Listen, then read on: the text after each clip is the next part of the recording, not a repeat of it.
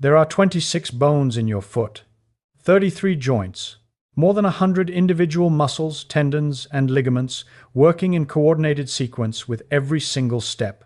And embedded throughout the skin of your sole, concentrated most densely at the heel, the ball, and the toes, are approximately 200,000 sensory nerve endings per square inch, making the bottom of your human foot one of the most neurologically rich surfaces in the entire body. Not the fingertips, not the lips, the sole of your foot. That density is not accidental. It is the product of roughly 3.7 million years of bipedal locomotion, the entire evolutionary span of the genus Homo walking, running, and balancing on two legs across every variety of terrain this planet produces: rock, sand, mud, grass, bark, wet clay, dry dust, uneven stone, every surface different. Every step requiring a real-time neurological calculation. How hard is this ground? How stable? Which direction is it sloping? How much grip is available? Where exactly is vertical in relation to where my center of mass currently sits? The 200,000 nerve endings in your sole exist because that calculation is extraordinarily complex, and because getting it wrong on a rocky hillside 50,000 years ago was not an inconvenience. It was a broken ankle and a death sentence. The sensory cells doing this work have names that most people never encounter outside a neuroscience textbook. Meissner's corpuscles, clustered just beneath the surface of the skin, respond to light, touch, and texture changes. They fire when the fine grain of the ground shifts, detecting the micro variations in surface that tell your brain whether the next step is as stable as the last one. Merkel discs sit slightly deeper and respond to sustained pressure and edges, giving your nervous system a continuous read on how your weight is distributed across the contact surface. Ruffini endings, the deepest of the three major cutaneous mechanoreceptors in the foot, detect stretch and lateral skin displacement, the kind of signal that tells your brain your ankle is beginning to roll before you consciously register the sensation. Pacinian corpuscles respond to vibration and rapid pressure changes, picking up the faint mechanical signatures of ground texture at frequencies your conscious perception never processes. These four receptor types do not send information sequentially. They fire simultaneously, each reporting a different dimension of ground contact, and the signals converge in the somatosensory cortex and cerebellum in a continuous parallel stream. Your brain is not receiving a simple signal that says foot is on the ground. It is receiving a high-resolution, multidimensional, real-time map of exactly how your foot is contacting the surface, updated roughly 50 to 100 times per second with each loaded step. This information feeds directly into what neuroscientists call postural control, the constant, largely unconscious process by which your nervous system keeps your center of mass balanced over your base of support. Postural control draws from three input streams: the visual system, which tells the brain where vertical is relative to the visual field; the vestibular system in the inner ear, which detects acceleration, rotation, and head position relative to gravity; and the somatosensory system, which includes all the proprioceptive and tactile signals coming from the muscles, joints, and skin of the lower body, with the foot as the primary ground contact reporter. Of these three streams, somatosensory input from the foot is the most direct, the most continuous, and in many respects the most precise signal the postural control system receives. It is the raw data from the exact point where your body meets the physical world. Now consider what happens to this system when you add a modern shoe. The average running shoe has a heel stack height of 25 to 35 millimeters, a cushioned foam midsole that deforms and absorbs mechanical energy with each step, smoothing out the pressure distribution across the sole. A rigid or semi-rigid arch support that eliminates the need for the intrinsic foot muscles to dynamically stabilize the arch. A smooth, flat insole that presents the same texture to the plantar surface of your foot regardless of the terrain outside. And a sole stiff enough that the toes cannot spread, flex, and grip the way they would in contact with real ground. The shoe is an engineering solution to a specific problem, protecting the foot from injury on hard, artificial surfaces like concrete and asphalt, which are themselves a recent addition to the human environment. As an engineering solution, it works.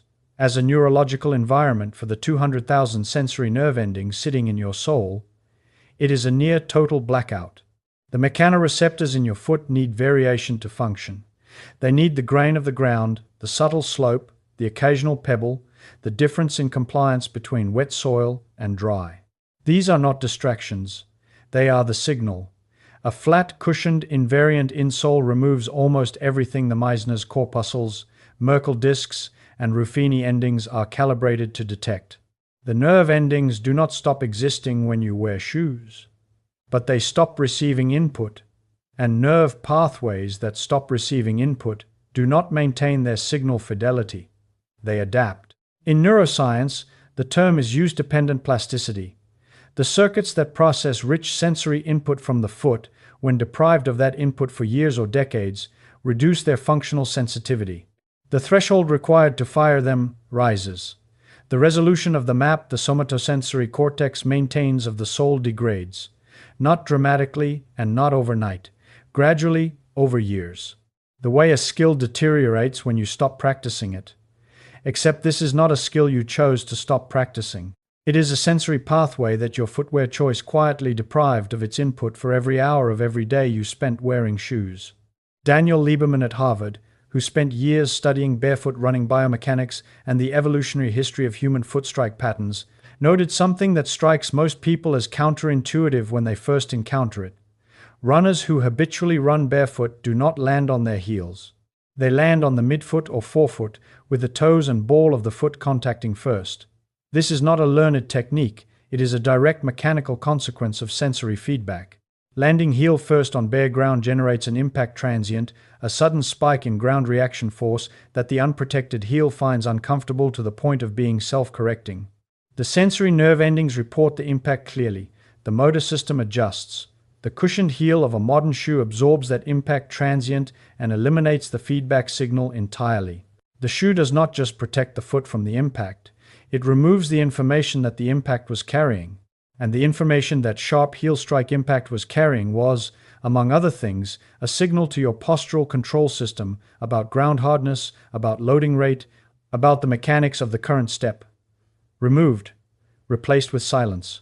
This is worth sitting with for a moment, because the implications extend well beyond running mechanics. If your foot's sensory reporting system has been operating in reduced input conditions for decades, the somatosensory contribution to your postural control is not what it was when you were a child running barefoot across a garden. The vestibular system ages on its own schedule. The visual system ages on its own schedule. But the somatosensory contribution to balance, the one coming from the ground contact sensors in your feet, has been operating at a fraction of its input capacity since you started wearing shoes full-time, which for most people in industrialized societies began in early childhood. Research published in the journal Gait and Posture documented this with clinical measurements. Older adults tested on standard balance assessments, standing on one leg, maintaining stability on foam surfaces that remove reliable ground feedback, walking on uneven terrain, performed significantly worse than younger adults. That part is not surprising. What is more instructive is the mechanism. The deficit was not primarily in the vestibular system or the visual system. It was disproportionately in the somatosensory channel. The ground contact feedback loop was the weak link. And when researchers compared older adults who had grown up in barefoot or minimally shod environments with age-matched peers who had spent their lives in modern cushioned footwear, the barefoot group retained significantly better somatosensory function, better balance scores, lower postural sway. The nervous system, given continuous rich sensory input from the foot throughout life, maintained its calibration. The system deprived of that input degraded faster. The foot you were born with was designed to read the ground the way your eyes were designed to read light. Not as a passive contact surface, but as an active sensory organ, transmitting a continuous high-resolution stream of information about the physical world directly to the parts of your brain that keep you upright, coordinated, and safe. The shoe solved one problem and created another. It protected the sole from hard surfaces and removed the data the sole was supposed to collect. You have been wearing that solution for decades. The second problem has been accumulating quietly the entire time. What happens when you take the shoe off? When bare skin contacts real ground, when 200,000 nerve endings that have been waiting in relative silence suddenly receive the signal they were built to process, is the subject of what comes next. Take off your shoes, step onto a patch of grass, a stretch of bare earth, a wooden deck, a sandy beach, a smooth river stone, anything that is not the flat invariant insole of a shoe. The instant your bare skin contacts that surface, something measurable happens in your nervous system, and it happens fast. Within the first 20 to 50 milliseconds, faster than conscious thought, the mechanoreceptors in your soul begin firing in a pattern they have not produced in a long time. The Meissner's corpuscles register the texture, the fine grain of grass blades, or the irregular surface of stone. The Merkel discs map the pressure distribution, reporting precisely how your weight is loading across an uneven surface rather than a flat one. The Ruffini endings detect the lateral stretch as your foot conforms to a contour that is not perfectly horizontal.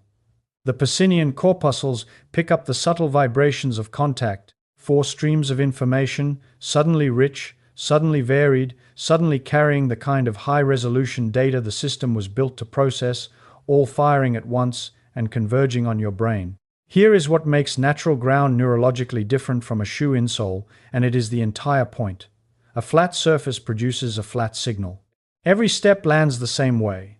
The pressure distributes the same way, the texture is identical, and the sensory system, receiving the same input repeatedly, has nothing to compute. Natural ground is never the same twice. Each step onto grass or earth or stone presents a slightly different contour, a different compliance, a different texture, a different challenge to balance. And variation is precisely what a sensory system requires to stay calibrated. The nervous system is fundamentally a difference-detecting machine. It responds to change, to contrast, to the gradient between one state and the next. A constant signal fades into the background. A varying signal commands processing.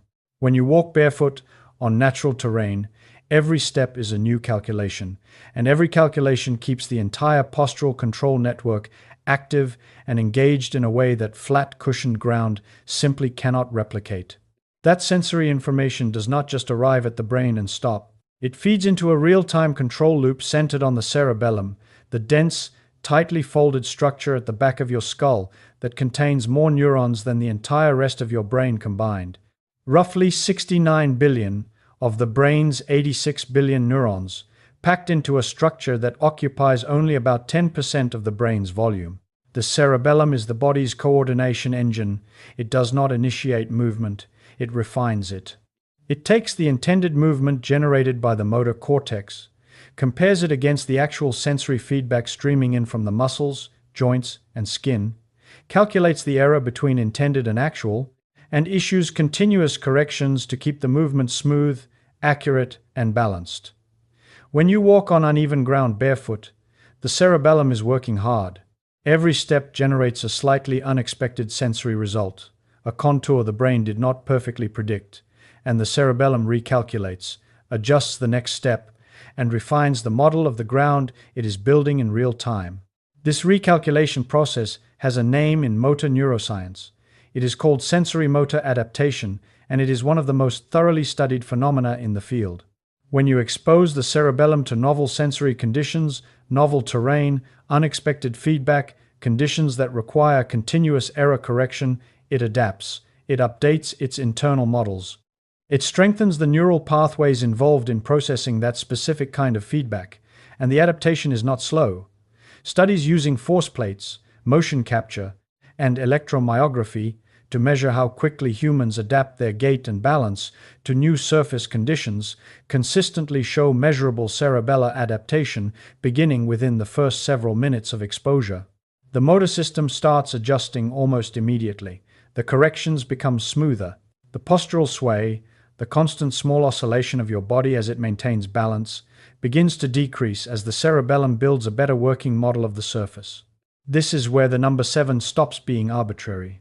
The first minute or two of barefoot walking on natural ground is largely the nervous system waking up the dormant input channels, the mechanoreceptors firing again after long disuse, the somatosensory cortex re-engaging with signals it had been filtering as low priority. By minutes 3 through 5, The cerebellum is actively recalibrating, adjusting your gait, tuning your balance corrections, building the updated terrain model. By minutes 6 and 7, the system has moved through the initial wake-up and into genuine adaptation. The postural control network is operating at a level of engagement it does not reach in cushioned shoes on flat ground. 7 minutes is roughly the window in which a single barefoot session moves from sensory reactivation into measurable cerebellar adaptation, long enough for the loop to fully engage, short enough to be repeatable daily without strain on tissue that may not be accustomed to it. It is not a magic threshold. The nervous system does not check a clock, but it is a reasonable, evidence-informed estimate of how long it takes for one session to do meaningful work. Consider what is actually being trained during those minutes. Proprioception, your brain's sense of where your body is in space without looking, is not a fixed inherited trait. It is a trainable capacity maintained through use and degraded through disuse, exactly like muscular strength. Every barefoot step on uneven ground is a proprioceptive repetition. The ankle rolls slightly. The Ruffini endings report the stretch. The cerebellum corrects. The intrinsic foot muscles, the small muscles within the foot itself, that arch supports in modern shoes, have rendered largely passive, fire to stabilize. These intrinsic muscles, the abductor hallucis, the flexor digitorum brevis, the quadratus plantae, and others, are the foot's own active stabilization system. In a supportive shoe, they do very little because the shoe does the stabilizing for them. On bare ground, they must work, contracting and adjusting with each step to grip and balance on the varying surface. Muscles that work strengthen. Muscles that are relieved of their function atrophy. Decades of arch support produce, in many people, intrinsic foot muscles that have weakened from disuse, which itself contributes to instability, flattening of the arch, and a further reduction in the foot's ability to function as the dynamic sensory and stabilizing organ it was meant to be. There is direct imaging evidence for how responsive the somatosensory system is to this kind of input. Studies using functional MRI and cortical mapping techniques have demonstrated that the somatosensory cortex, the strip of brain tissue that maintains a topographic map of the body's surface, reorganizes in response to changes in sensory input. The famous cortical homunculus, the distorted map of the body on the surface of the brain, is not static. The amount of cortical territory devoted to a given body part expands with rich use and contracts with disuse. Musicians who train fine finger movements show enlarged cortical representations of the relevant fingers. The same principle applies to the foot. Rich, varied, sustained sensory input from the sole, the kind produced by barefoot walking on natural terrain, drives the somatosensory cortex to devote more processing resources to the foot, sharpening the resolution of the map and improving the quality of the feedback available to the balance system. The brain, given the signal, rebuilds the circuit to handle it. What you are doing in those 7 minutes, then, is not exercise in the conventional sense. You are not primarily burning calories or building large muscle groups.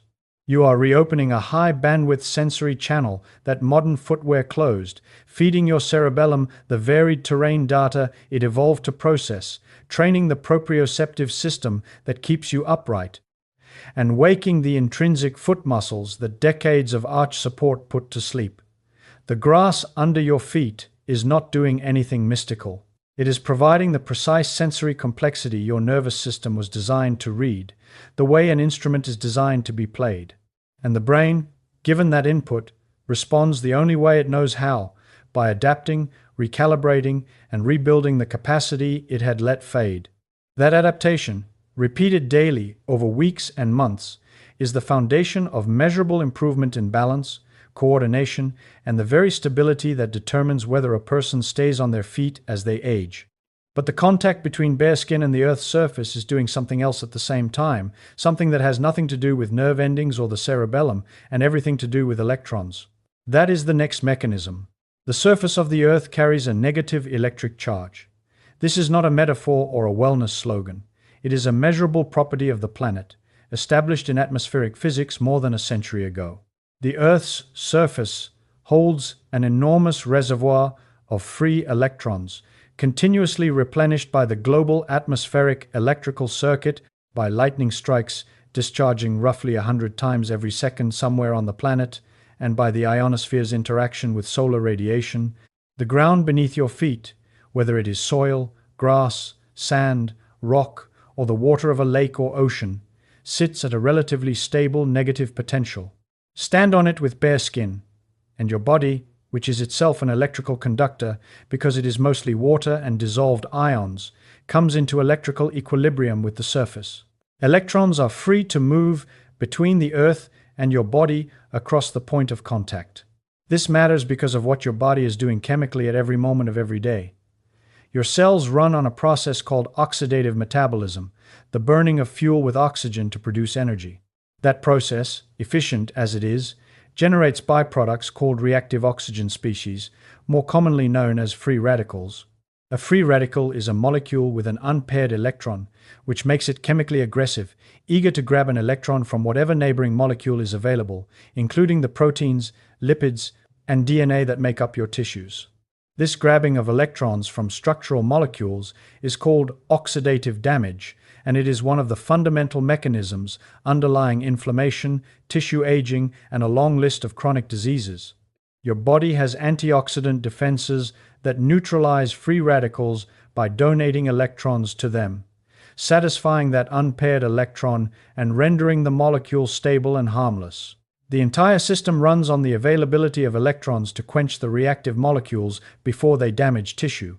The hypothesis behind grounding, sometimes called earthing, is straightforward in its physics. If the Earth's surface is a vast reservoir of free electrons, and if direct skin contact allows those electrons to flow into the body, then grounding could provide a supplementary source of the electrons your antioxidant system uses to neutralize free radicals.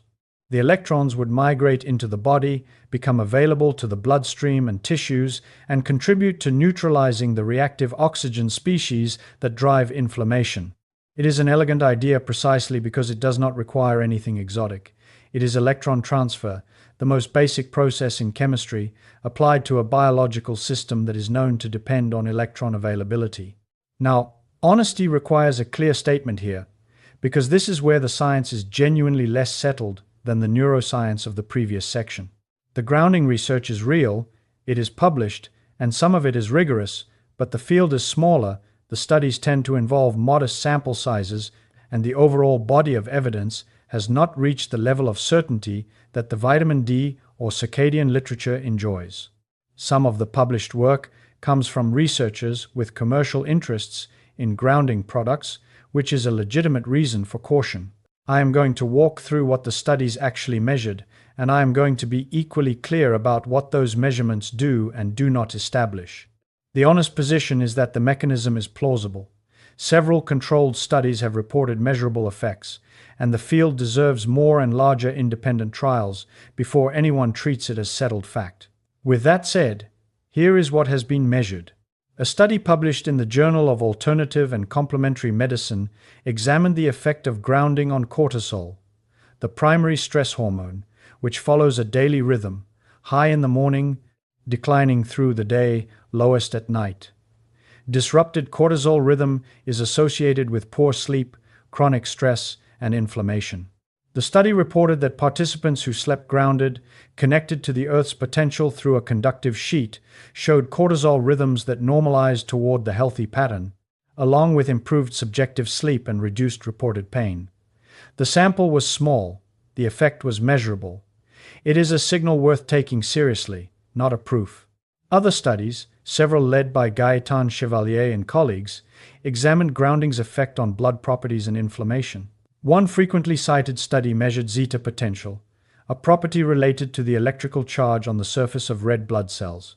Red blood cells carry a negative surface charge which causes them to repel one another and stay dispersed, keeping blood flowing smoothly and reducing its tendency to clump and thicken. The study reported that grounding increased the magnitude of this surface charge, meaning the cells repelled each other more strongly, and the blood became measurably less viscous, less prone to clumping. Higher blood viscosity is an established cardiovascular risk factor, so a reduction is mechanistically meaningful.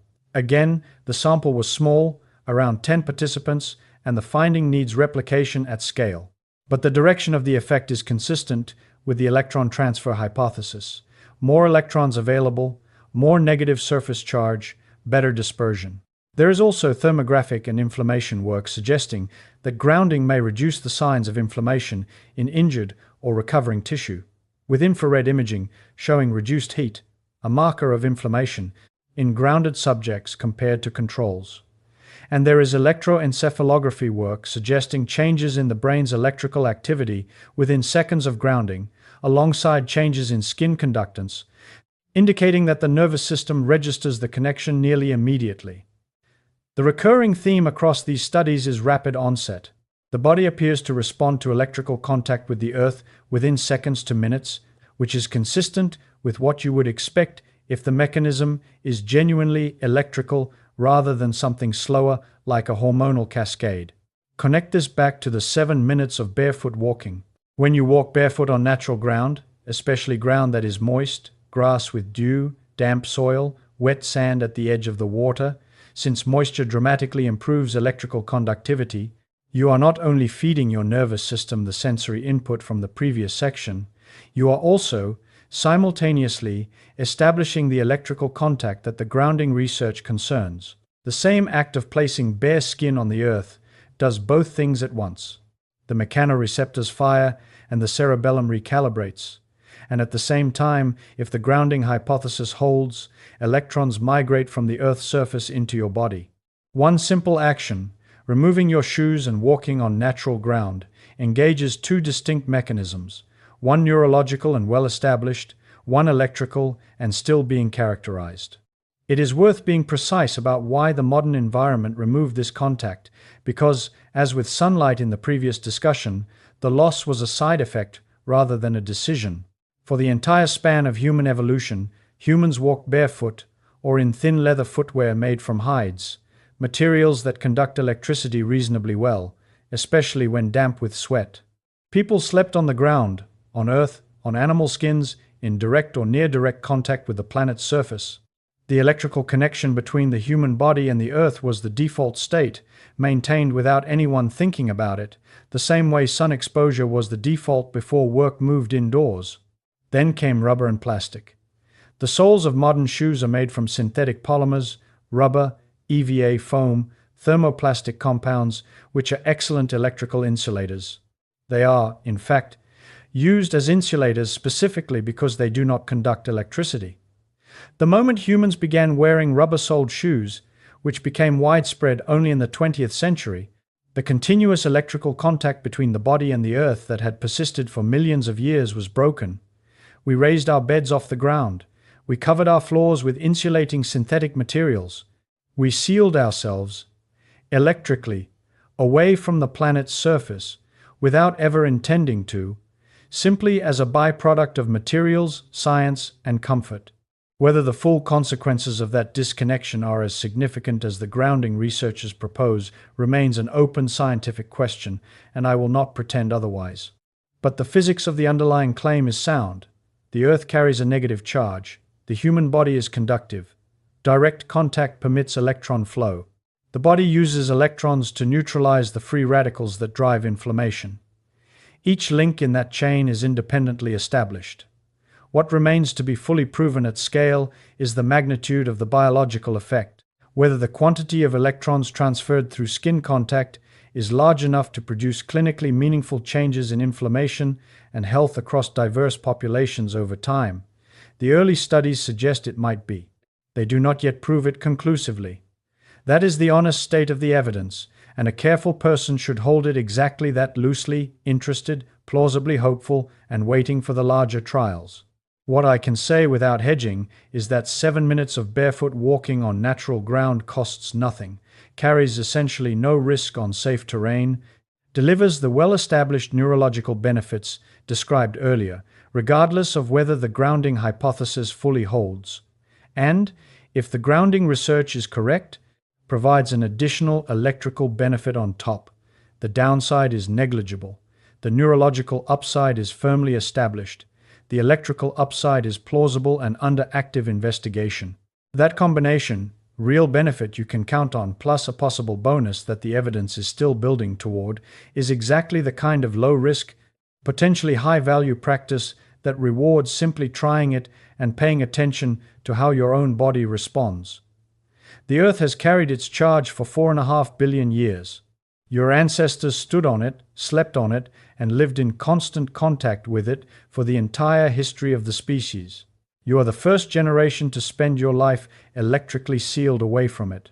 Stepping back onto the bare ground for a few minutes a day is not a treatment or a cure.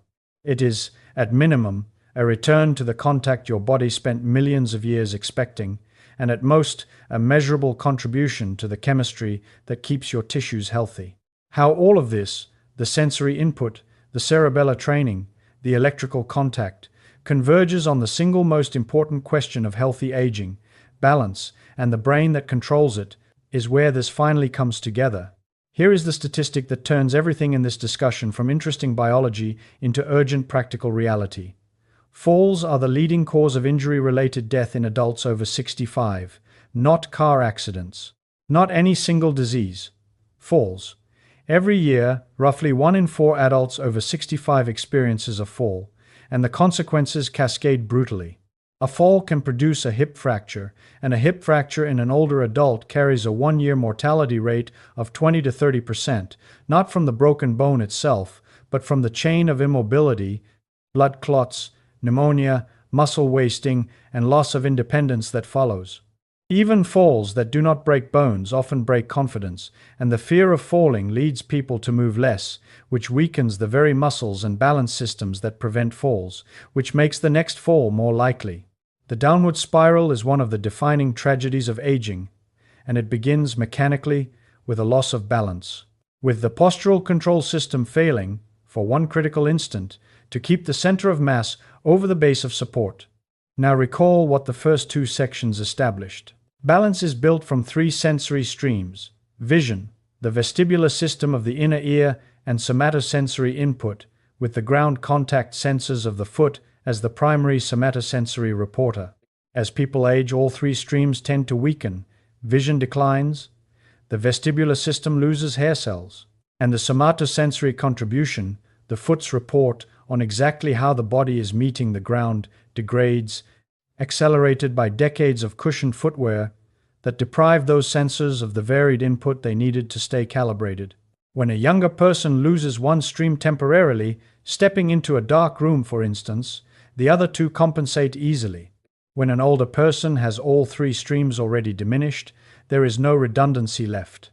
A patch of uneven pavement, a curb in low light, a rug edge, and the system that should have caught the imbalance simply is not fast or precise enough.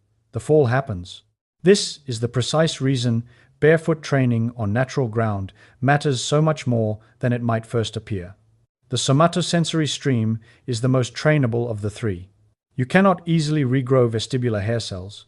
You cannot reverse most age-related changes to the eye. But the sensory pathway from the foot to the cerebellum responds to use demonstrably, measurably, at any age. The principle of use-dependent plasticity does not switch off at 65. The aging brain retains the capacity to reorganize, to sharpen sensory maps, to strengthen the neural circuits that receive rich input. Studies of balance training in older adults consistently show meaningful improvement in postural stability, reduced sway, and reduced fall rates, often within weeks. The nervous system, given the signal, adapts even late in life. The 7 minutes of barefoot walking is, in the most direct sense, balance training delivered through the single sensory channel most responsive to it and most neglected by modern life. But the implications reach beyond balance into the brain itself, and this is where the most striking recent research lives. The cerebellum, for most of the history of neuroscience, was understood as a purely motor structure, the coordination engine, and nothing more. That understanding has been overturned.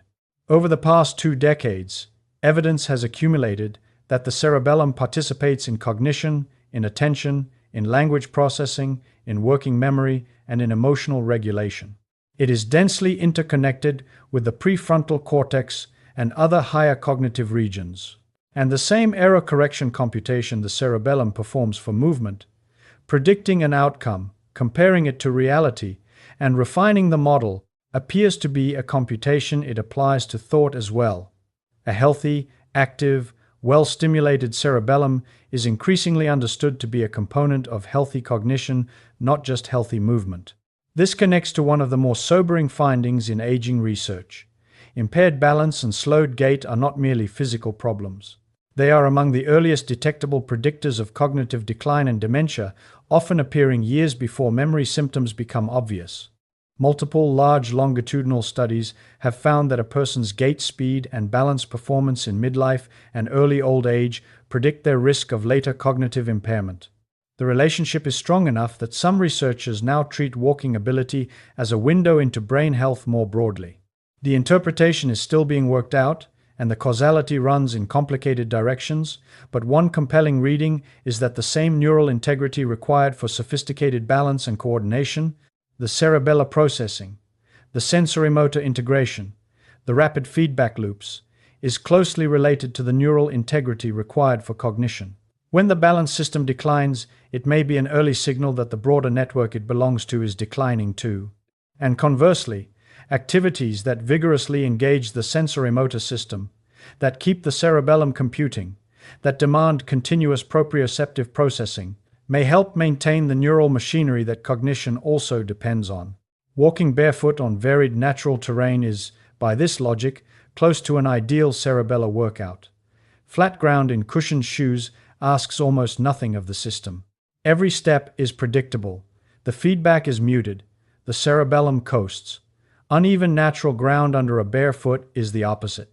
Every step is a fresh computation, an unpredictable contour, a real error to correct, a continuous stream of rich proprioceptive data demanding active processing. You are not just exercising your legs. You are giving the most neuron-dense structure in your brain the kind of complex, varied, sensory-motor problem it evolved to solve, the kind that flat artificial environments have all but eliminated from modern life. Whether this translates into measurable protection against cognitive decline is not yet proven by the kind of large controlled trials that would settle it, and I will not overstate the case. But the mechanistic logic is coherent, it rests on well-established neuroscience, and the activity itself is